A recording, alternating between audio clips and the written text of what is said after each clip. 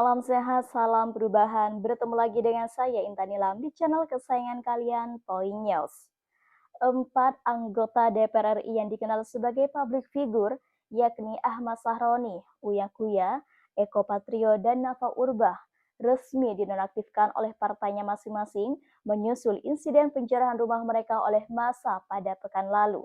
Meski peristiwa tersebut menuai simpati publik, keputusan internal partai justru menyoroti kegagalan mereka dalam menjaga citra dan stabilitas sebagai wakil rakyat. Dengan ini DPP Partai Nasdem menyatakan, terhitung sejak Senin 1 September 2025, DPP Partai Nasdem menonaktifkan Saudara Ahmad Sahroni dan Nafa Urbah sebagai anggota DPR RI dari fraksi Partai Nasdem. DPP Partai Amanat Nasional memutuskan untuk menonaktifkan saudaraku Eko Hendro Purnomo dan saudaraku Surya Utama sebagai anggota DPR RI dari fraksi Partai Amanat Nasional DPR RI terhitung sejak hari Senin 1 September 2025. Keputusan penonaktifan ini menimbulkan pro dan kontra, namun dari sisi internal partai, langkah ini dianggap sebagai bentuk penegakan disiplin dan evaluasi terhadap kader yang dinilai terlalu sibuk dalam pencitraan ketimbang substansinya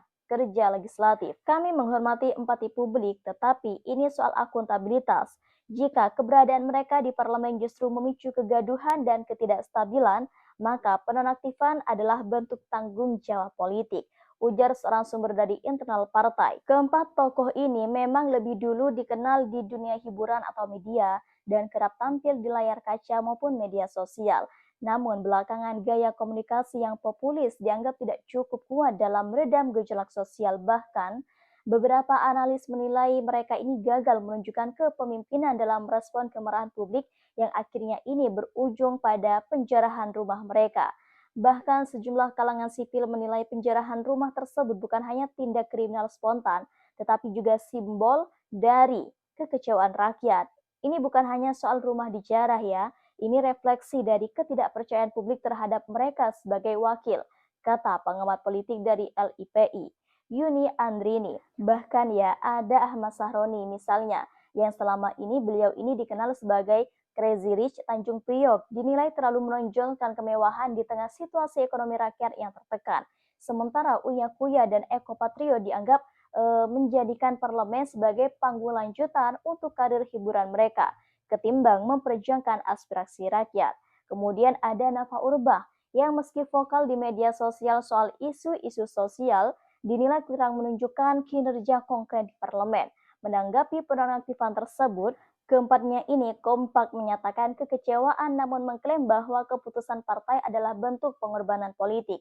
Namun banyak juga ya yang menganggap respon itu terlalu normatif dan menghindari introspeksi mendalam.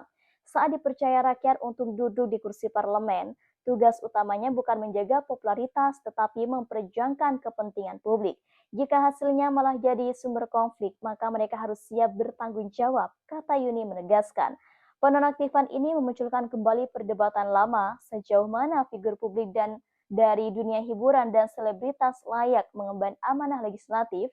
Kehadiran Ahmad Sahroni, Uya Kuya, Eko Patrio, serta Nafa Urbah di parlemen awalnya dipandang sebagai angin segar, representasi generasi baru lah ya.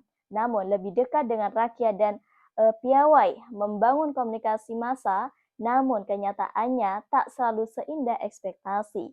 Banyak pihak yang menilai bahwa keempatnya ini gagal menyeimbangkan antara citra publik dan juga tanggung jawab politik.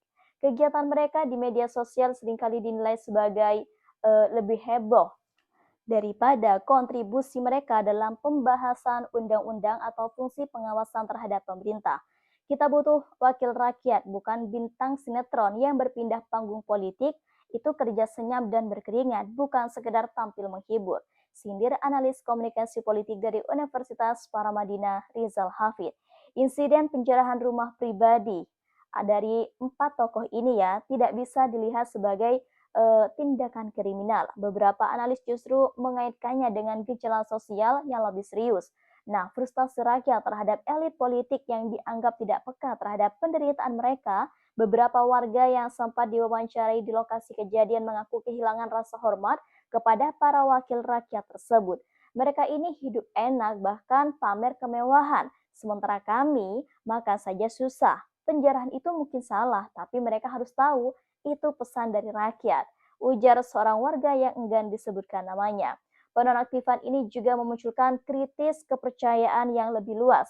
Banyak yang mempertanyakan standar rekrutmen partai politik terhadap calon legislatif yang mengandalkan popularitas semata tanpa mempertimbangkan kapasitas dan representasi. Kalau partai masih terus mengusung selebritas hanya demi suara, kita akan terus mengulang tragedi yang sama. Demokrasi jadi panggung hiburan yang murah, ujar Direktur Eksekutif Demokrasi Watch Maya Kusuma. Kini publik menanti nih langkah selanjutnya dari partai-partai yang menaungi keempat nama tersebut. Apakah akan dilakukan evaluasi menyeluruh terhadap proses kaderisasi atau hanya sekedar menjadi kambing hitam demi meredam kemarahan publiknya? Penonaktifan Sahroni, Uya Kuya, Eko, dan juga Nafa Urba mungkin menjadi titik balik. Namun jika tidak dibarengi dengan reformasi struktural dalam tubuh partai politik dan DPR khususnya, maka kejadian ini hanya episode lain dalam drama panjang kekecewaan rakyat terhadap wakilnya sendiri.